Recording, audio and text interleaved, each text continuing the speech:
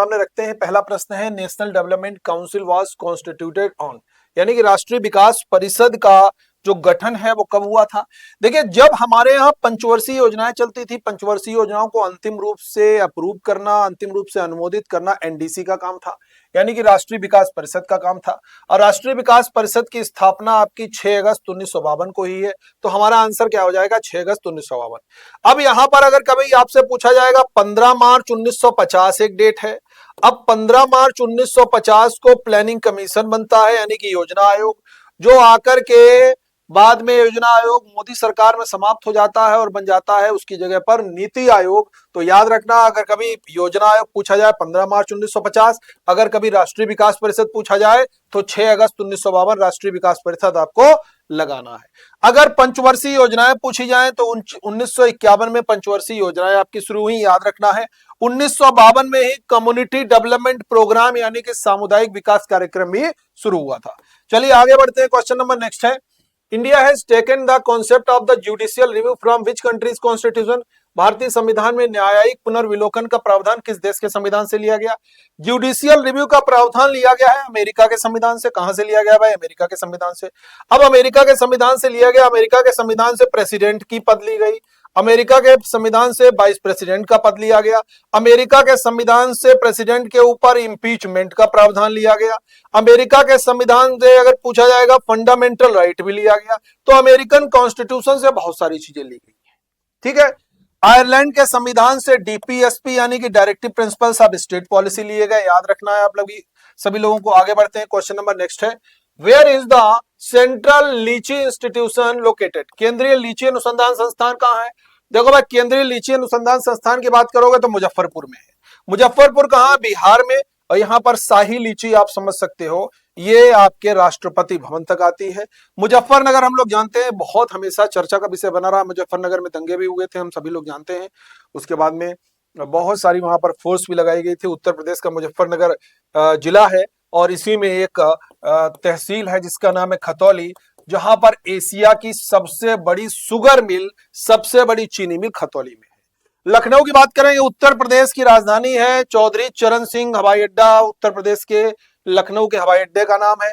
लखनऊ में central drug research institute स्थित है। लखनऊ में NBRI national botanical research institute है स्थित है। लखनऊ में ही भारत रत्न श्री अटल बिहारी वाजपेयी इकाना स्टेडियम भी आपका लखनऊ में ही स्थित है, याद रखना है। राजमुंदरी में तंबाकू अनुसंधान संस्थान है, याद रखना है। क्वेश्चन नंबर नेक्स्ट की तरफ बढ़ते हैं भाई। ऑस्ट्रेलिया की राजधानी कैनबरा कहां पर स्थित है। देखिए, ऑस्ट्रेलिया की राजधानी जो कैनबरा है वो ऑस्ट्रेलिया के न्यू साउथ वेल्स में स्थित है। कहां पर, न्यू साउथ वेल्स में स्थित है, याद होना चाहिए। ऑस्ट्रेलिया के शहर अगर क्रम से लगाने हो तो आपको एक कोड याद रखना है, बीएससी मैप। बी से आपका हो जाता है ब्रिस्बेन, बी से ब्रिस्बेन हो जाता है। एस से आपका सिडनी हो जाता है और सी से आपका कैनबरा हो जाता है। सी से कैनबरा हो जाता है। एम से आपका मेलबोर्न हो जाता है और ए से आपका एडिलेड हो जाता है। ए से एडिलेड हो जाता है और पी से आपका पर्थ हो जाता है। यानी कि Brisbane, Sydney, Canberra, Melbourne, Adelaide, Perth ये आप लोगों का हो जाता है और कैनबरा आपका न्यू साउथ वेल्स में स्थित है, याद रखना है। क्वेश्चन नंबर नेक्स्ट है, आप लोगों को याद रखना है। अगला सवाल है भाई, माइक्रोफोन का आविष्कार किसने किया। माइक्रोफोन के आविष्कारक थे एमिल वर्लेनर साहब। जैकेरियस जेनसन ने माइक्रोस्कोप सूक्ष्मदर्शी का आविष्कार किया था। रॉबर्ट हुक ने कोशिका की खोज की थी। रॉबर्ट ब्राउन ने केंद्रक यानी कि न्यूक्लियस का खोज की थी, याद रखना है। क्वेश्चन नंबर नेक्स्ट है बच्चे, बहुत बेहतरीन सवाल है। In India family planning was first introduced in the year. Bharat में परिवार नियोजन कब शुरू हुआ। परिवार नियोजन शुरू होता है भाई 1952 में। कम्युनिटी डेवलपमेंट प्रोग्राम भी 1952 में। 1988 में SEBI security exchange board of India की स्थापना होती है। 1964 में यूटीआई बनता है।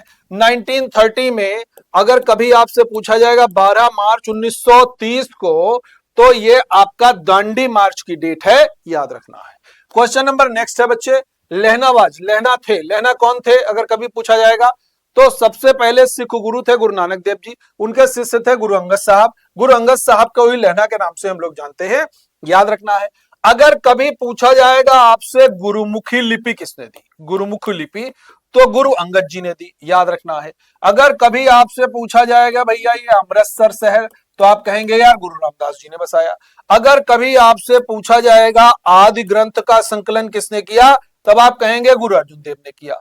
अगर कभी सवाल बने अकाल तख्त गंगा की स्थापना की किसने की, तो गुरु हरगोबिंद सिंह साहब ने अकाल तख्त गंगा की स्थापना की। अगला सवाल है भाई, जंबो किस खिलाड़ी का उपनाम है? देखिए जंबो आपका अनिल कुंबले का नाम है। किसका नाम है? अनिल कुंबले का नाम है, याद रखना है। रिकी पोंटिंग का नाम पुंटर के नाम से जानते हैं, अनिल कुंबले को जंबो के नाम से जानते हैं। आगे बढ़ते हैं, क्वेश्चन नंबर नेक्स्ट की तरफ बढ़ते हैं। उससे पहले देखिए रिकी पोंटी पुंटर है और उड़न परी हम लोग पीटी उषा को कहते हैं। आगे बढ़ते हैं, क्वेश्चन नंबर नेक्स्ट है, the boat racing is a special feature of which event? जो बोट रेसिंग नौका दौड़ है वो किस आयोजन का एक विशेषता है? ओणम, पोंगल, बिहू या आपका पोंगल? देखो पोंगल तमिलनाडु का है, ओणम आपका केरला का है, बिहू असम का है, करागम तमिलनाडु का है, याद रखना है। ओणम हो जाता है, अब देखिए कैसे समझना है।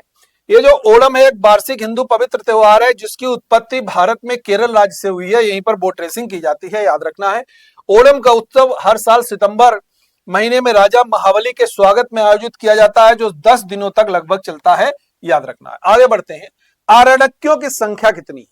देखिए जब भी हम लोग जानते हैं कि आरण्यक, तो देखिए सबसे पुराना है वेद, वेद के बाद में आए ब्राह्मण, और ब्राह्मण के बाद में आए आरण्यक, और आरण्यक के बाद में आए उपनिषद। ये क्रम है। उपनिषद का दूसरा नाम वेदांत है, वेदों का अंत। अब देखिए वेद है 4, आरण्यक के हैं 7। आरण्यक कितने हैं? 7। जंगल में बैठ करके जो लिखेगा भाई आरण्यक की, ठीक है। पुराण कितने हैं आपके? 18 पुराण है, और 108 क्या है आपके? उपनिषद 108 है। उपनिषद कितने हैं भाई? 108 हैं, याद रखना है।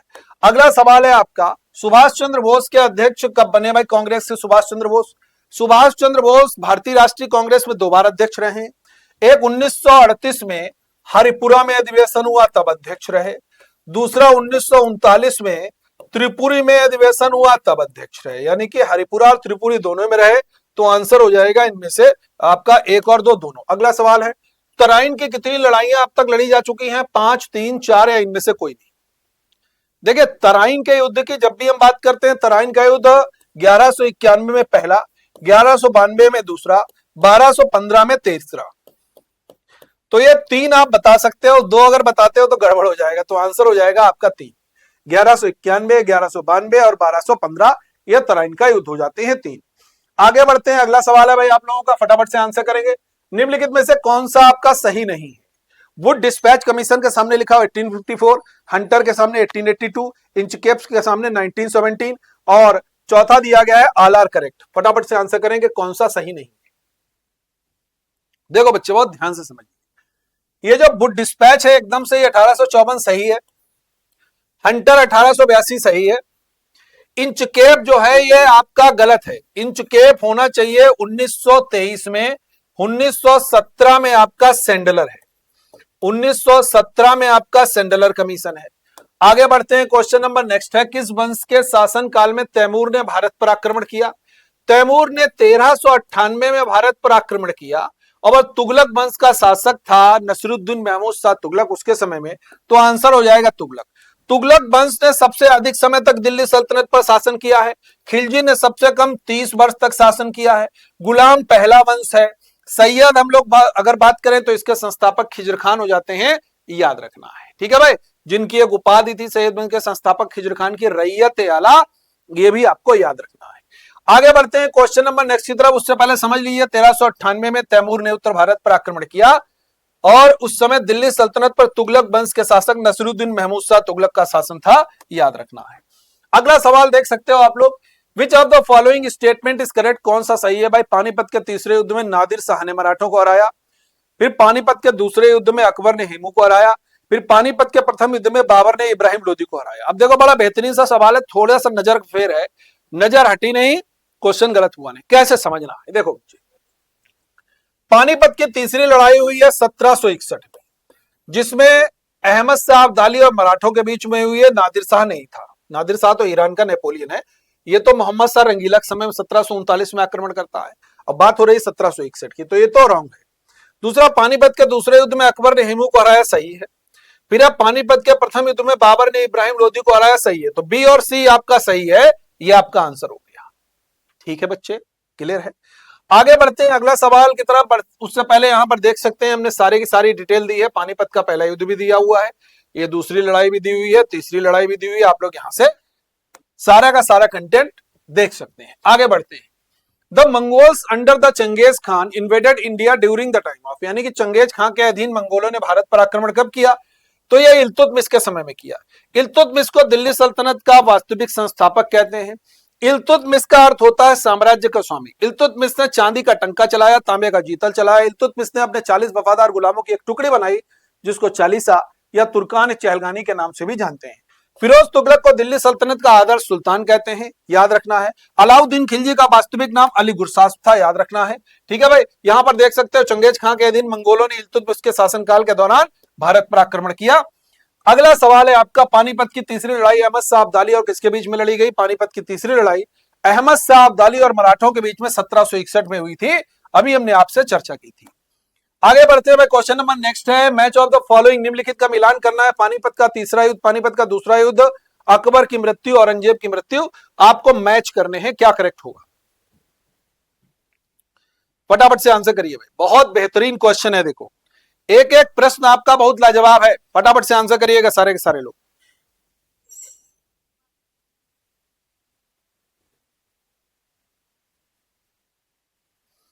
देखो भाई बहुत ध्यान से समझना। पानीपत का तीसरा युद्ध हुआ 1761 में, 1761 ये रहा, तो यहां पर लिख दो आप 3। उसके बाद में तराइन का दूसरा युद्ध 1192 में हुआ, यहां पर लिख दो 1। उसके बाद में अकबर की मृत्यु 1605 में हुई है, यहां पर लिख दो 4। फिर औरंगजेब की मृत्यु 1707 में हुई, यहां पे लिख दो 2। अब देखो 3 1 4 2 कहां पर है? हमको दिख रहा है कहीं पर 3 1 4 2, देखिए। अब इसको तो उड़ा दो, इसको भी उड़ा दो। अब 3 1 देखो यहां पर 2 2 हो गया, यहां पर 1 होना चाहिए, यानी कि ये हमारा सही है 3 1 4 2, क्योंकि यहां पर भी 2 आ गया था, यहां पर भी 2 आ गया था, तो यहां पर सही आंसर हमारा क्या होगा? This is the right answer. अगर बी के सामने 1 लिखा होगा तभी हमारा सही होगा। ठीक है, क्लियर है भाई सारे लोगों को? यानी कि यहां पर 2 लिखा था, यानी कि ये मिसप्रिंट था कहीं ना कहीं, तो ए के सामने देखिए मैंने यहां पर मिलाया ना, 3 1 4 2, 3 1 4 2 हो गया ना। चलिए आगे बढ़ते हैं, क्वेश्चन नंबर नेक्स्ट है, ब्लू वाटर पॉलिसी किसके द्वारा की गई? तो ब्लू वाटर पॉलिसी जो दी गई वो आपकी अल्मीडा के द्वारा दी गई। किसके द्वारा? फ्रांसिस्को डी अल्मीडा के द्वारा ब्लू वाटर पॉलिसी दी गई, आपको याद रखना है। पुर्तगालियों का वास्तविक गवर्नर अल्बुकर्क है, पहला गवर्नर अल्मीडा है। विलियम हॉकिंस जहांगीर के समय में आता है, याद रखना है। और मनुची का एक यात्रा वृत्तांत है जिसका नाम है सटोरियो द मोगोर। सटोरियो द मोगोर ये मनुची का यात्रा वृत्तांत है, इसको आप लोगों को याद रखना है। ठीक है, आगे बढ़ते हैं। क्वेश्चन नंबर नेक्स्ट है, खासी विद्रोह से कौन सा संबंधित है? देखिए खासी विद्रोह से आपके संबंधित तीरथ सिंह हो जाते हैं, अहोम विद्रोह से संबंधित आपके गोवर्धन कुंवर हो जाते हैं, और रामोसी विद्रोह से संबंधित आपके चित्तर सिंह हो जाते हैं, और करमशाह टीपू ये पागलपंथी विद्रोह से संबंधित हो जाते हैं। ठीक है, आगे बढ़ते हैं। अगला सवाल है, लहना कौन थे भाई? लहना गुरु रामदास, गुरु अंगद, गुरु अर्जुन देव या गुरु हरगोविंद सिंह साहब। देखिए गुरु नानक देव जी के शिष्य थे जिनका नाम था लहना, वो आगे चलकर गुरु अंगद जी के नाम से प्रसिद्ध हुए, तो आंसर क्या हो जाएगा भाई ये? ठीक है, आगे बढ़ते हैं। अगला सवाल है, अमेरिका में थियोसॉफिकल सोसाइटी की स्थापना किसके द्वारा की गई? अमेरिका में 1875 में, अमेरिका का शहर है न्यूयॉर्क, वहां पर मैडम ब्लाटावस्की और कर्नल अलकाट ने थियोसॉफिकल सोसाइटी की स्थापना की, तो आंसर हो जाएगा भाई मैडम ब्लाटावस्की। एनी बेसेंट भारतीय राष्ट्रीय कांग्रेस की पहली महिला अध्यक्ष 1917 कलकत्ता सेशन में। ठीक है, आगे बढ़ते हैं। अगला सवाल है, कृषि संबंधित रॉयल कमीशन की नियुक्ति किसके समय में की गई? कृषि संबंधित रॉयल कमीशन की नियुक्ति की गई लॉर्ड इरविन के समय में। लॉर्ड रीडिंग जो है ये कह सकते हैं यहूदी वायसराय है, ये यहूदी वायसराय है। लॉर्ड लिलिथगो की बात करते हैं तो 1942 में जो आपका भारत छोड़ो आंदोलन हुआ, जो आपका क्विट इंडिया मूवमेंट हुआ, वो आपका लॉर्ड लिलिथगो के समय में हुआ है। ठीक है, याद रहेगा। लॉर्ड वेलिंगटन के समय में सेकेंड राउंड टेबल कॉन्फ्रेंस और थर्ड राउंड टेबल कॉन्फ्रेंस हुई है। आगे बढ़ते हैं। आज के गद्य प्रदान कविता का जनक किसे माना जाता है? बालकृष्ण भट्ट को गद्य प्रदान कविता का जनक हम लोग मानते हैं। पत्रकारिता का राजकुमार किसको कहते हैं? पत्रकारिता का राजकुमार कृष्णदास पाल को कहा गया है। आगे बढ़ते हैं। केसर सिंह फतेहगढ़ किस पार्टी के उपाध्यक्ष थे? केसर सिंह थतगड़ हम लोग जानते हैं 1913 में अमेरिका का शहर सैन फ्रांसिस्को में गदर पार्टी बनी। इस गदर पार्टी के पहले अध्यक्ष सोहन सिंह भाकना थे और पहले उपाध्यक्ष आपके केसर सिंह थतगड़ थे, याद रखना है। हिंदुस्तान रिपब्लिकन एसोसिएशन 1924 में कानपुर में बना। हिंदुस्तान सोशलिस्ट रिपब्लिकन एसोसिएशन 1928 में दिल्ली के फिरोज शाह कोटला मैदान में बना था, जिसका नाम अब अरुण जेटली मैदान है, याद रखना है। क्वेश्चन नंबर नेक्स्ट है भाई, संभागीय आयुक्त की नियुक्ति किसने की? देखिए डिविजनल कमिश्नर की नियुक्ति करने वाले जो आज की डेट में हम लोग कहते हैं ना कमिश्नर, जो मंडल के ऊपर होता है, ये लॉर्ड विलियम बेंटिक है, याद रखना है। जब 1857 का विद्रोह हुआ तो गवर्नर जनरल कौन? लॉर्ड कैनिंग है। और ऑकलैंड ने ही क्या किया, जो शेरशाह सूरी ने एक सड़क बनाई थी, सड़क आजम, उस सड़क आजम को जीटी रोड किसने बनाया? ऑकलैंड ने बनाया है, याद रखना है। आगे बढ़ते हैं, निम्नलिखित में से कौन सा क्षेत्र 1857 के विद्रोह का हिस्सा नहीं है, स्थान नहीं है? तो याद रखना है कानपुर, लखनऊ, मद्रास, झांसी। इसमें से मद्रास दक्षिण भारत लगभग आपका 1857 के विद्रोह से अछूता रहा है। इस पॉइंट को आपको याद रखना है। आगे बढ़ते हैं, अगला सवाल है, नाथूराम गोडसे को 15 नवंबर 1949 को किस जेल में फांसी दी गई? नाथूराम गोडसे ने गांधी जी की 30 जनवरी 1948 को दिल्ली के बिरला हाउस में गोली मार करके हत्या कर दी। उसके बाद में नाथूराम गोडसे को अंबाला जेल में फांसी दी गई थी 15 नवंबर 1949 को। अंबाला में एक बहुत प्रसिद्ध भाजपा की नेता सुषमा स्वराज का जन्म हुआ था, याद रखना है। मिक्सी उद्योग के लिए अंबाला बहुत प्रसिद्ध है। गोरखपुर आपका राप्ती नदी के किनारे स्थित है, याद रखना है। लाहौर आपका रावी नदी के किनारे स्थित है, याद रखना है। पुणे अगर पूछा जाएगा मुला और मूठा नदियों के किनारे स्थित है, याद रखना है। क्वेश्चन नंबर नेक्स्ट है, who was the British prime minister at the time of communal award? Communal award basically इसको शुद्ध हिंदी में कहते हैं सांप्रदायिक पंचाट। क्या कहते हैं? सांप्रदायिक पंचाट। अब जब ये हुआ, ये इस समय रैमजे मैकडोनाल्ड प्रधानमंत्री थे। जब 1857 का विद्रोह हुआ उस समय कौन थे? पॉमेस्टन थे। क्लीमेंट एटली की बात करते हैं 1947 में जब भारत आजाद हुआ तो क्लीमेंट एटली थे प्रधानमंत्री। जेम्स विल्सन की बात करते हैं 1860 में, जेम्स विल्सन जो थे वो इन्होंने पहला बजट प्रस्तुत किया था अंग्रेजों के लिए, याद रखना है, 1860 में। अगला सवाल है, how many delegates participated in the first session of the Indian national Congress? कितने सदस्यों ने, कितने प्रतिनिधियों ने भारतीय राष्ट्रीय कांग्रेस के पार्टिसिपेट किया? याद रखना है 72 लोगों ने। कितने लोगों ने? 72 लोगों ने पार्टिसिपेट किया था, याद रखना है, बहुत महत्वपूर्ण है। कांग्रेस का मतलब क्या होता है? ग्रुप ऑफ पीपल्स, यानी कि लोगों का समूह। कांग्रेस का मतलब है भैया लोगों का समूह। आगे बढ़ते हैं, अगला सवाल है, वेटिंग फॉर वीजा पुस्तक किसने लिखी? वेटिंग फॉर वीजा पुस्तक लिखी है भीमराव अंबेडकर ने। किसने लिखी है? भीमराव अंबेडकर ने वेटिंग फॉर वीजा पुस्तक लिखी है, याद रखना है। अगर ज्योतिबा फुले की बात करते हैं, ज्योतिबा फुले ये आपके सत्य शोधक समाज से जुड़े हुए हैं, सत्य शोधक समाज से जुड़े हुए हैं ज्योतिबा फुले। उसके बाद में एक पत्र है, याद रखना है, गुलामगिरी, गुलामगिरी से जुड़े हुए हैं आपके ज्योतिबा फुले, याद रखना है। आगे बढ़ते हैं, अगला सवाल है, भारत छोड़ो आंदोलन का संकल्प किसने प्रस्तुत किया था? भारत छोड़ो आंदोलन का संकल्प प्रस्तुत करने वाले जो थे वो थे जवाहरलाल नेहरू साहब, याद रखना है। पंडित मदन मोहन मालवीय को महामना के नाम से जानते हैं। सरदार वल्लभ भाई पटेल की बात करेंगे, सरदार वल्लभ भाई पटेल जिनका जन्म दिवस हम लोग 31 अक्टूबर को राष्ट्रीय एकता दिवस के रूप में मनाते हैं, और इनकी जो प्रतिमा है वो गुजरात के साधु बेट आइलैंड पर स्थित है, जिसका नाम है statue of unity. Most important है, हमारे देश के पहले उप प्रधानमंत्री, पहले गृह मंत्री भी वल्लभ भाई पटेल साहब रहे हैं। महात्मा गांधी जी 2 अक्टूबर 1869 को जन्म, 30 जनवरी 1948 को मृत्यु, याद रखना। भारतीय राष्ट्रीय कांग्रेस के 1924 में बेलगांव अधिवेशन के अध्यक्ष रहे। अगला सवाल है, 1888 का सत्र का अध्यक्ष कौन था? 1888 में जो कांग्रेस का सेशन हुआ उसके अध्यक्ष थे जॉर्ज यूल, और ये पहले अंग्रेज अध्यक्ष है कांग्रेस के। इलाहाबाद में अधिवेशन हुआ था, याद रखना है, ठीक है। आगे बढ़ते हैं, अगला सवाल है भाई, 3 जुलाई 1947 को किस पार्टी के द्वारा काला दिवस के रूप में मनाया जाता है? 3 जुलाई 1947 को यह हिंदू महासभा के द्वारा काला दिवस के रूप में मनाया जाता है, याद रखना है। मुस्लिम लीग की स्थापना हुई है 1906 में, याद रखना है। भारतीय राष्ट्रीय कांग्रेस की 1885 में, याद रखना है, ठीक है भाई। हिंदू महासभा 1915 हम लोग जानते हैं स्थापना हुई है, इंपॉर्टेंट है। आगे बढ़ते हैं, दिल्ली में तिबिया कॉलेज की स्थापना हकीम अजमल खान ने की। किसने की? हकीम अजमल खान ने। मौलाना मोहम्मद अली और शौकत अली, ये दोनों लोगों ने खिलाफत आंदोलन को प्रोसीड किया। किसको किया? इन दोनों लोगों ने खिलाफत आंदोलन को प्रोसीड किया था, याद रखना है। ठीक है भैया, सारे के सारे पॉइंट मैंने एलिब्रेट कर दिए, सारे के सारे ऑप्शंस विद एक्सप्लेन। ठीक है, यानी कि मैंने उसको सारा एक्सप्लेन कर दिया विद डिटेल। आगे बढ़ते हैं। यंग इंडिया पुस्तक के किसके द्वारा लिखी गई, ये आपका होमवर्क के लिए मैं क्वेश्चन देता हूं, होमवर्क का नंबर 1 क्वेश्चन। ठीक है, याद रखना है। आगे बढ़ते हैं भाई, भारतीय राष्ट्रीय कांग्रेस की दूसरी महिला अध्यक्ष कौन है। अब देखो, पहली महिला तो 1917 में बन गई एनी कलकत्ता में, दूसरी महिला बनती है 1925 में सरोजिनी नायडू, ये कानपुर अधिवेशन में। तो आंसर ये हो गया भाई हमारा। ठीक है, सरोजिनी नायडू दूसरी होगी। ये हमारे क्वेश्चंस आज के डिस्कस हो गए, ये हम लोगों ने आज के क्वेश्चंस आप लोगों के साथ साझा किए। तो सेशन अच्छा लगा हो तो भाई लाइक कीजिएगा, शेयर कीजिएगा, उसी तरीके से प्यार बनाए रखिए। Thank you everyone.